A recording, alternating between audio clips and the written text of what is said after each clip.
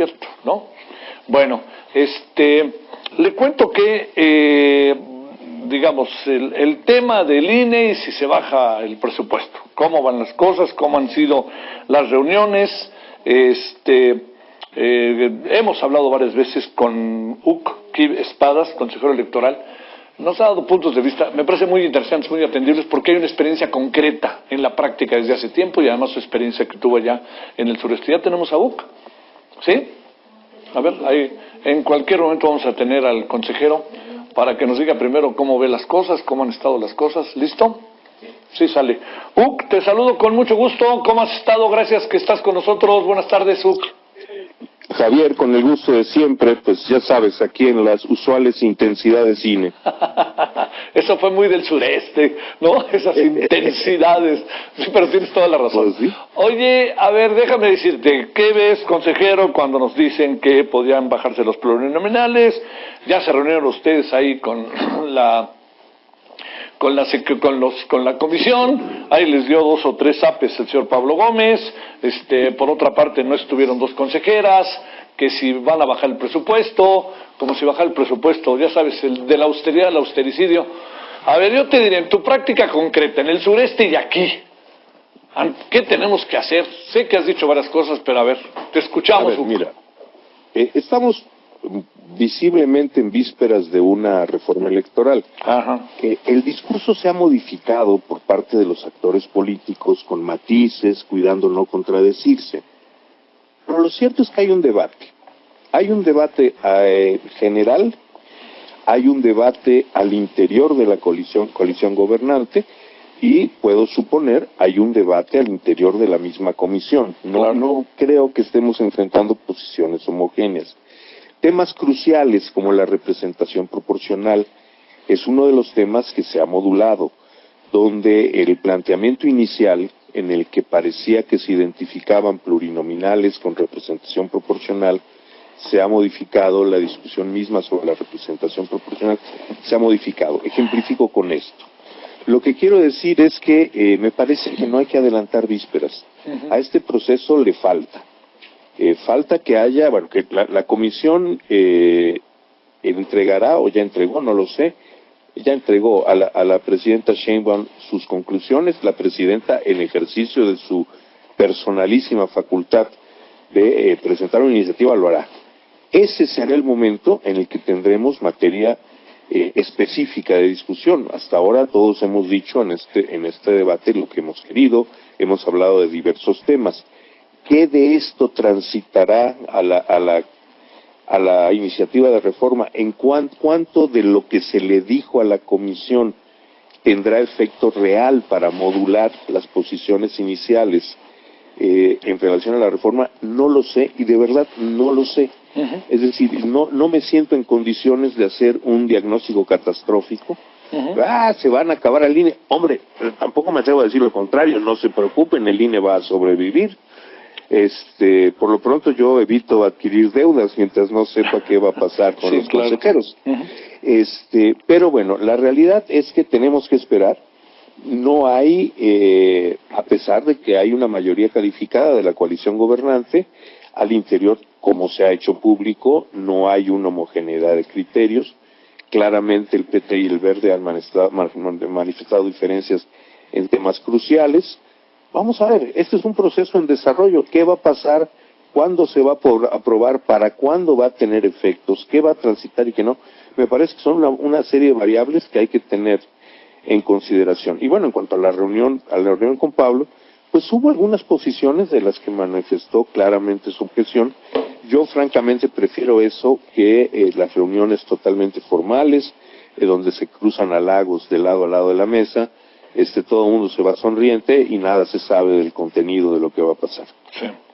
Consejero, 2, 3 cosas que tú consideres que es muy importante mantener o cambiar de lo que tú alcanzas a ver, de lo que ha sido el INE en el tiempo en que tú has estado, de tu conocimiento en esta materia. A ver, yo empiezo por las cosas que creo que hay que cambiar. En más de 20 años de desarrollo jurisdiccional de los procesos electorales, de desarrollo del derecho electoral, me parece a mí que ha habido una grave deformación de y que al día de hoy las cosas que se resuelven en última instancia en la sala superior del Tribunal Electoral se resuelven desde la perspectiva de los derechos de quienes compiten por ocupar los cargos, ignorando los derechos generales de la sociedad en una democracia, que básicamente son los de elegir, decidir quién nos va a representar, quién nos va a gobernar y ahora quiénes van a ser nuestros jueces a los que nos someteremos. Hay una serie de eventos en los que es evidente que se privilegia el derecho individual sobre el derecho general de la sociedad. El ejemplo que he repetido mucho, un ejemplo, lo repito muy rápidamente. Adelante. Cuando se permite hacer cambios de candidaturas el sábado anterior a la elección, privilegiando el derecho de quien quiere la candidatura de competir y del partido político de postular, se ignora el derecho general de la sociedad de saber por quién está votando, de saber quién resultará beneficiado de su voto. Me parece que ahí hay una tensión entre un derecho individual y un derecho colectivo, un derecho general más que colectivo, porque también se ejerce en lo individual, y que esto tiene que cambiar.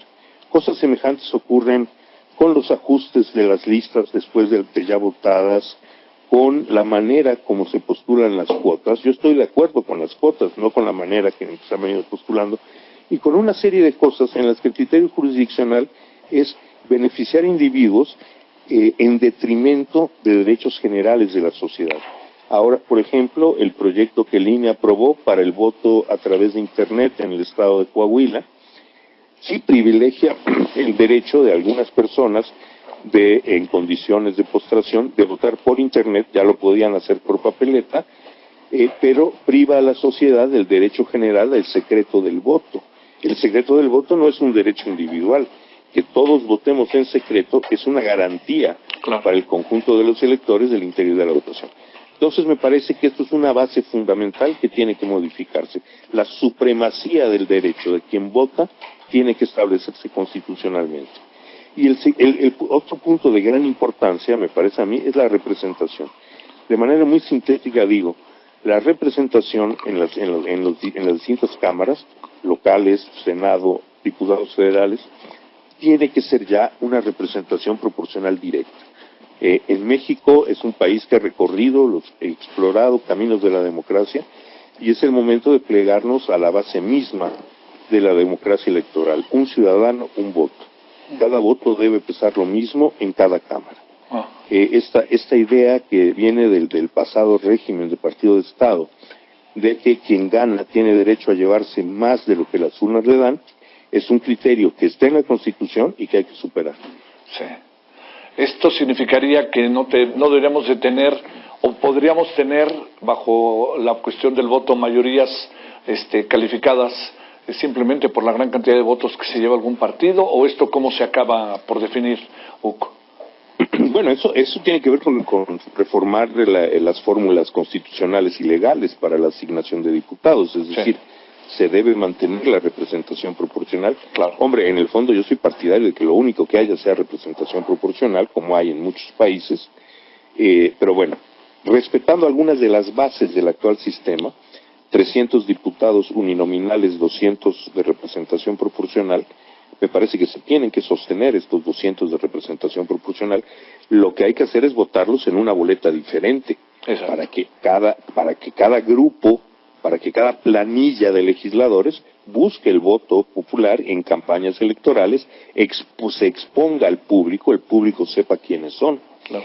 Porque actualmente las listas se votan, pero se votan al reverso de la lista de los uninominales, y bueno, pues de esa manera pasan inadvertidos para la gran mayoría de la población. Y no queda muy claro. Oye, ¿piensas que la revocación de mandato hay que hacerla en esa fecha, o de esto qué es lo que piensas, Hugo? No, yo creo que no. A ver, yo creo que deberíamos rediscutir, y podría ser un buen momento, el asunto de la concurrencia de las elecciones. Sale. La concurrencia de las elecciones, ya en lo que ha venido siendo, vicia unas votaciones con otros. Cuando se vota por presidente, las preferencias para la presidencia de la República pesan sobre las preferencias para diputados, senadores, presidentes municipales y gobernadores. Con Fox, con Peña Nieto, con Andrés Manuel, con Claudia Sheinbaum, así fue. Y me parece que no es correcto que sea así. Creo que cada cargo debe ser votado por el cargo mismo. ¿Quién es mejor para ocupar la presidencia municipal, la senaduría, la diputación, y no quién es más afín a una gran figura política? El argumento de que se iba a ahorrar dinero haciendo las concurrentes fracasó. Bien, en cuanto a la revocación del mandato, es exactamente lo mismo. No va a haber un ahorro económico, pero además el carácter de una elección vicia el carácter de la otra. Es decir, están yendo los partidos políticos a competir en todo el país por posiciones en la Cámara de Diputados. Paralelamente van a tener que discutir se tendrá que discutir públicamente la permanencia o no de la presidenta, con algunas salvedades. Los partidos políticos no pueden participar haciendo campaña en la revocación de mandato. A ver, lo más absurdo, la presidenta de la República no puede participar en las campañas de revocación de mandato.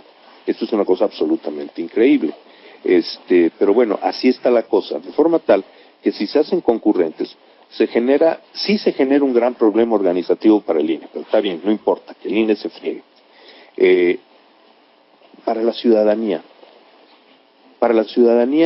va a generar la concurrencia de opiniones políticas diferentes. Es decir, ¿qué opino yo de la presidenta y por qué partido prefiero representarme en la Cámara? Son preguntas diferentes. Y me parece que hacer campañas al mismo tiempo para las dos cosas va a viciar sobre todo la revocación de mandato, me parece a mí, porque del otro lado no hay una elección de más nada, es decir, se queda o no se queda, no hay un opositor, no hay alguien que le gana, es una abstracción, lo cual por otro lado lleva a una votación polarizada entre sí y no, de forma tal que todos aquellos que se oponen, que en una elección plural como es la de diputados, pueden votar por diferentes opciones y no obtener el triunfo al final. Aquí se verían obligados, o de hecho serían ni obligados ni desobligados, a competir todos en una sola fórmula opositora. Me parece que no es lo más adecuado para el país. Te mando un saludo, gracias consejero que estuviste con nosotros, que tengas buena tarde. Igualmente, Javier, muchas gracias. Un gusto estar contigo. Gracias.